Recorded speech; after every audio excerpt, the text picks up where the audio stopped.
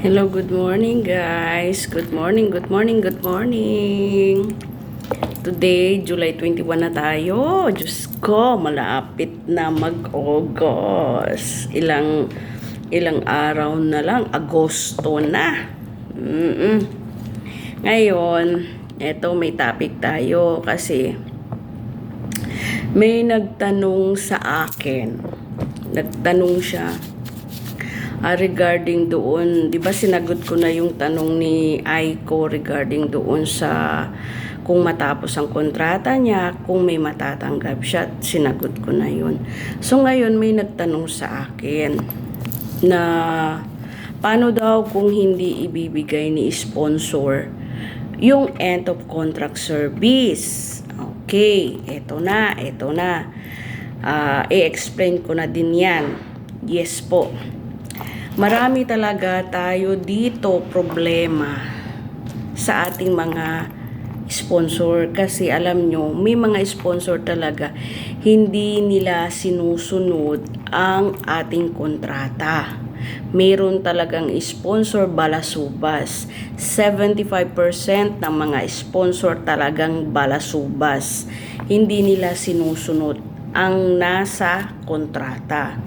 Katulad yun, yung end of contract service ninyo, hindi lahat ng sponsor binibigay nila yan. Hindi nila yun alam, hindi nila yun naiintindihan. Meron naiintindihan nila, pero ayaw lang talaga nila magbigay. Kasi, kasi nila, selfish.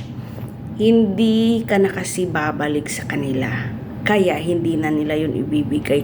Usually, ang ginagawa ni sponsor ganito, biglaan kayo kukuha na ng ticket, biglaan kayo pauwiin, tapos hindi niya na binibigay. Yun ang nangyayari kadalasan, kaya take note din kayo ha, mga ladies ko dyan. Ganun ang ginagawa ni sponsor. Kaya ganito ang gawin nyo, pag kinausap kayo ni sponsor, o Pulana, Maria, kung ano man, malapit na matapos kontrata mo, ano man ang desisyon mo, babalik ka pa ba sa amin o uuwi ka na? Sagutin mo sila kung ano yung gusto mo. Kung sasabihin mo, ma'am, hindi na ako babalik, magpa-final exit na ako at kukunin ko na lahat po ang aking benefits. Magulat siya, bakit benefits? Ma'am, may end of contract service. Kung hindi nila naiintindihan, yayain nyo sila sa agency ninyo. Okay? Para ang agency ninyo ang mag-explain sa kanila. Ganun po ang gagawin ninyo. Okay? Tapos, eto naman para sa mga magbabakasyon na gusto nyong magbakasyon, ganun din ang sasabihin nyo. Pag kinausap kayo at sabihin nyo, babalik ako, magbabakasyon ako, ma'am, pero ako ay may vacation fee, fee, ika nga. Okay, ano ba to? Tapos, pag hindi nila maintindihan, sasabihin nyo sila. Punta tayo sa agency para ang agency ang maglakad ng papeles at i-explain sa inyo na kami ay may vacation fee. Ganun po kung nahihirapan kayo, lalo ng mga ladies ko dyan, kung nahihirapan kayo, mag-explain sa amo ninyo. Okay? Sana na-deliver ko ng maayos yung explanation ko sa inyo. Yun. At mayroon kasi, i-explain ko din sa side din ng amo. May amo kasi, alam nyo bakit? May amo kasi hindi nagbibigay ng vacation fee sa inyo. Ang ng amo, pagbalik nyo na. Yun ang sinasabi nila. Karamihan ng amo ganun. Pagbalik nyo na. Bakit sila ganun? Kasi po, may experience na sila. Hindi po nagsasabi ng totoo si housemate. Sabi ni housemate, babalik. Tapos, hindi na pala bumalik. Hindi niya alam na pag kayo magbabakasyon, may binabayaran si sponsor. Okay? Binabayaran niya o nyo pag-renew nyo ng kontrata, binabayaran niya. Tapos binabayaran niya yung exit and re-entry visa ninyo. Binabayaran niya. Plus, yun, round trip ticket ninyo. 4 yan binabayaran ni sponsor. Sa tingin nyo ba, hindi siya magagalit? Tapos ibigay niya pa sa inyo ang inyong vacation fee. Tapos hindi kayo babalik.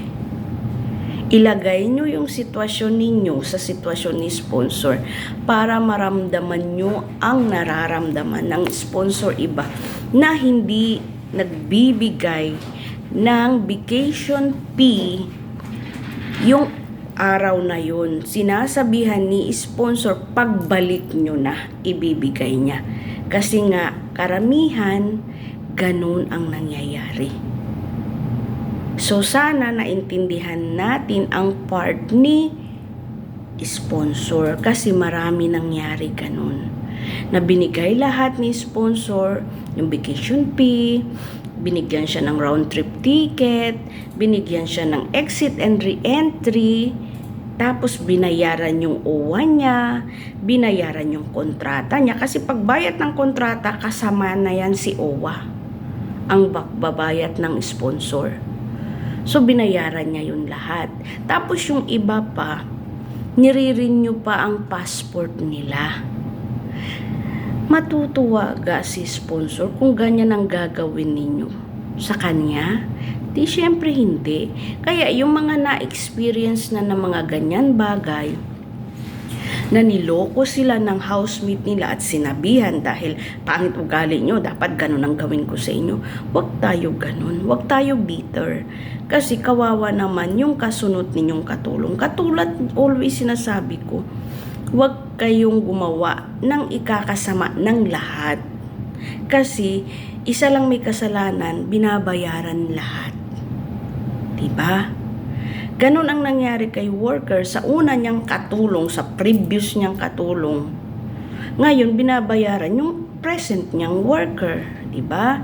Hindi na siya naniniwala. Diba? Kaya ang ginagawa niya, pag sa vacation pay, sinasabi ni sponsor, pagbalik mo na lang, ibibigay ko yung vacation fee mo. Oh. Kasi, alam ni sponsor, may tendency kayo hindi babalik. Kawawa naman siya. Binayaran niya lahat. Diba? Kaya yun. Sana, itong mga payo ko sa inyo dito sa vlog ko na ito, sana may matutunan kayo. Kaya, good morning sa lahat. Magandang araw, July 2021 tayo ngayon, 2024. Sana kung may mga tanong kayo, nasagot ko na. At eto, nasagot ko na yung tanong ng isang ladies natin dyan. Paano kung hindi ibibigay? Ganun talaga mangyayari. May tendency hindi talaga ibibigay. Dahil may mga experience na ang mga sponsor ninyo sa nakaraan o sa previous nilang katulong. Kaya sana may matuto tayo. At wag na wag tayo magsisinungaling. Mas magaan sa puso kung nagsasabi ng totoo. Spread love!